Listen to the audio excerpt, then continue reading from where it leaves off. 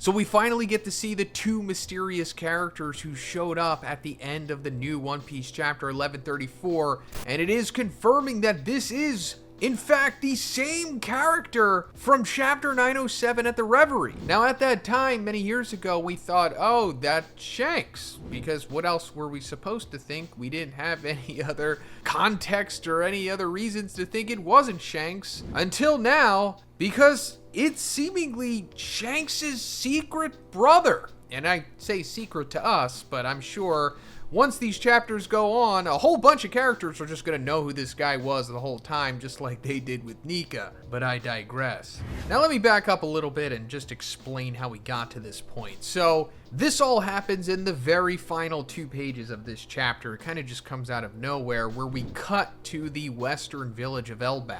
I think this is the first big grand place that we actually got to see of Elbaf a couple chapters back. And what I want you to look at is the big castle in the upper left corner, because that castle suddenly gets struck with black lightning, very reminiscent to that of Conqueror Hockey lightning. And when we cut inside, we see that these 2 cloaked figures kneeling down have suddenly appeared within, and they were brought there by a summoning circle that is nearly the exact same that we saw the Gorosei use to arrive at Egghead. The difference is that this doesn't have numbers in it the way that we saw with Saturn. It's kind of just like a pentagram. And then we get to see a close-up of their faces. And like I said, it is essentially the same exact perspective that we got of the quote-unquote Shanks person from chapter 907. But aside from that, there was also a woman with him. We just see her eye, a little bit of her hair coming down, and the rest of her face is like covered with like a bandage or a mask or something. Now we'll get into who that woman could be, because it's a lot more difficult to figure out who that is, considering that we know that this is probably Shanks' brother. Another little cool thing about that, and I pointed this out before, and I'm sure tons of other YouTubers have, that whole time in chapter 907, we never got to see the left side of this character's face, because if we did, we wouldn't have seen a scar.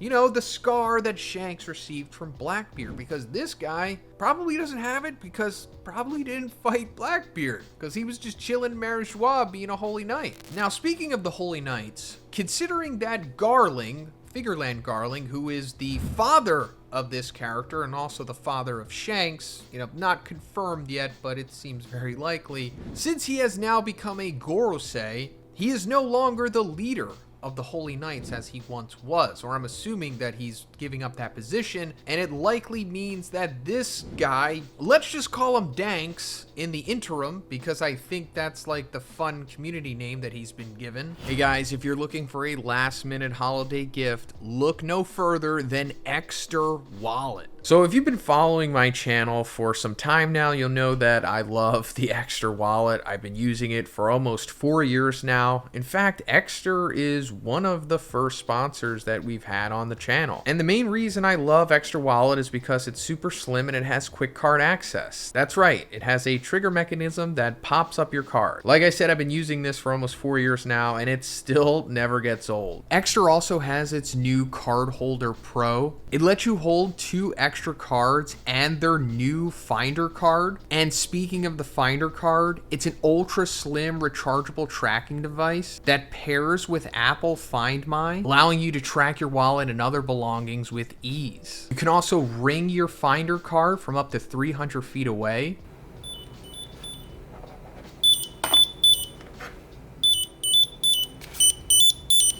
Extra also has this incredibly aesthetic money clip to hold all of your loose cash. So guys, this is the perfect time to get your last minute holiday gift, because Extra Wallet is having their Christmas sale where you'll get up to 50% off. But using my code Zhoniin1, you'll get up to 55% off. Of course, I will have the link in the description. Thanks, guys. Danks will likely be promoted to being the leader of the Holy Knights at this moment. I don't know for sure, just taking a guess. Now, this guy being Shanks' brother could also explain why Shanks was found in a treasure chest at God Valley by Roger. It's very likely that this guy is like the pure-blooded son of Garling, as to where Shanks might have possibly been a bastard. You know, like Jon Snow from Game of Thrones. A theory going around that I'm totally on board with is that maybe Garling had some kind of concubine or something that was maybe a slave. And, you know, she gave birth to Shanks, possibly. And that also goes into my theory that I talked about a few weeks ago about Shanks possibly being half D, half Celestial Dragon, meaning that maybe his mother was a D member. And also, you know, a slave of the Celestial Dragons. So, that being said, I guess Garling was just like, yeah, let me just give up this half-breed. He could just be a prize because, you know, he's still a beast. He's still like my son. I mean, obviously Shanks is ostensibly the strongest character in the series right now. I mean, it's just based off of feats and stuff. So, Garling is obviously an ultra powerhouse, and I'm assuming that Danks is as well. I mean, come on, he has to be. But anyway, this is Danks, the brother of Shanks, finally making his full true appearance other than 907, which is insane, and the silhouette that we saw of him at the end of 1121. Now, other than that, I don't know too much about this guy Danks. And I know even less about his little partner that came with him, this woman who I'm assuming is also a holy knight. Now, before I go into her identity, I just want to point out them bowing here as they enter, or kneeling, I think is because they were probably kneeling before Emu before they were sent there, or kneeling before a Gorosei, or whoever has control over this teleportation ability. I mean, it could be them. Maybe this is like a learned ability. Maybe Emu taught it to the Holy Knights and the Gorosei. But either way, I think this all starts and ends with Emu. This demonic teleportation stuff, along with how the Gorosei can regenerate and speak telepathically with each other. I don't know if the Holy Knights can regenerate because we don't know anything about them. We don't even know if they have fruits or anything. We don't even know their freaking names. Now, as for who this woman is, like I said, no idea. Some theories are it's Ginny, you know, the mother of Bonnie. Now, that doesn't make sense, I know, because she died from sapphire scale from Saturn, but maybe it's like a clone of her. I don't know why they would even clone her, but I don't know. That's a possibility. It could be Robin's mom. Probably not. I don't know.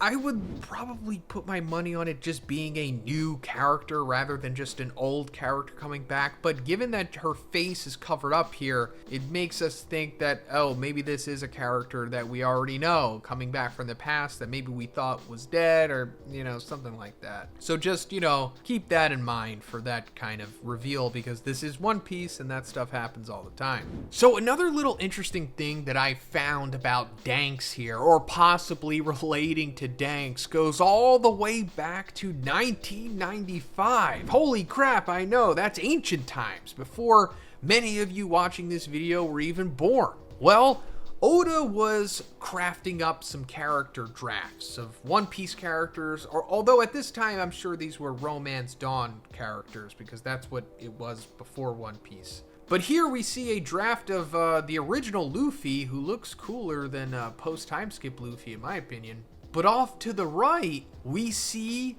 Shanks 3 years after the war, whatever that means. Maybe the original concept of Marineford, but it says Knight Leader Shanks. So, does that mean that this whole time Oda had it in his mind that maybe Shanks was going to be some kind of leader of the Knights, or I don't know if this was an antagonistic force at that time in his mind, but fascinating that all this time, maybe he's trying to bring this back to what it originally was, where the leader of the Holy Knights, like we were talking about, is Danks now, instead of Shanks.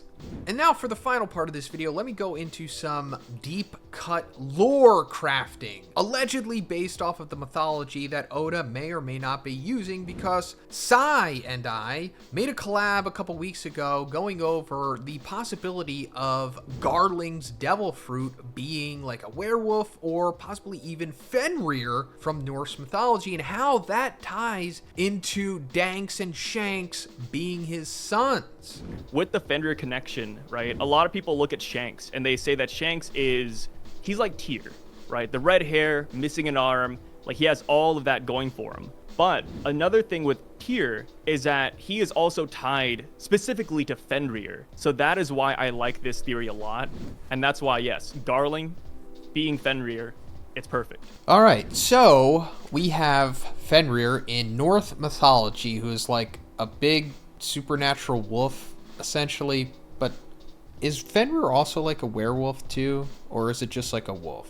Fenrir is more of just a wolf. So it's equivalent to the moon, I suppose, you know, because I guess that's where the whole werewolf transformation came from. And Garling, we already established, is the freaking moon. And apparently Fenrir had two sons, Hati and Skoll. And what's really interesting about that is that Skoll chases the sun and Hati, or Haiti, however you say that, chases the moon. And that's really interesting to me because of the whole theory that, first of all, Shanks is the son of Garling, but also Shanks has a twin who is like at the top of the Holy Knights at this point. And if that all connects, that's fascinating because we saw, you know, Shanks went with Roger, D, the sun, and then, of course, the opposite end, Emu and the Holy Knights and the Celestial Dragons are the moon, which would be Shanks' brother. Oh, yeah. That would fit perfectly. And the thing with Shanks as well, right? Having Shanks be the son of Fenrir in a way, having him be tied to wolves, is that connection he has with Mihawk, who's like, you know, vampiric. So it's like, you know, it's also a play on like werewolves and vampires, or wolves and vampires. Wow. Which is why I've always been a big fan of like this theory specifically. Wow. I'm That adds a glad that, whole like, nother you know, layer. this is becoming more popular. This makes my heart warm a little bit, you know. It's like Christmas Eve. Yeah, I came home. There's like milk and cookies there. Oh man, this is like eggnog for Good. me. Yeah, eggnog, milk and cookies, just a fruit cake even. So another thing that makes me think that this is plausible is because it is Norse mythology. It's not like just some random thing, because, you know, Oda's going into Elbaf now. And we've already seen he's adapting Norse mythology into it. Yggdrasil, Loki, all that stuff. So why not have this as an aspect of it? And for some reason, Shanks is like boys with everyone on Elbaf. They love him. Yep, dude. Ever since day one, Shanks has been tied to Elbaf. The minute we saw his ship, right? People saw his ship all the way back at the beginning of One Piece. They're like, "Yo, that's a Norse ship. What's going on here?" And then you learn about the giants and how they're Vikings, and it's like, "Oh, dude, it's done." Like, this is a theory that's, well, not Garling specifically, but Shanks being tied to Norse mythology. That's been a theory since like chapter like 2. Oh. And then we get to chapter 100 and we meet the giants, and it's like, holy crap, yeah, it's happening. And then we see Shanks' home base is Elbaf, or, you know, Shanks hangs out here, and it's like, yeah, it's set in stone. It's all there. So yeah, that's pretty interesting, right? Things are really exciting now. I cannot wait to see what happens with Danks. Curious to see if he's like just a straight hockey man, the way that Shanks is, or if he has a devil fruit. So much to go over. Please let me know in the comments, guys, all of your theories and speculations about what's going on with Danks, what's going on with this masked woman who is probably a Holy Knight. And if you liked the video, please give it a like and please subscribe if you haven't already. Have a great day, and I'll see you in the next one.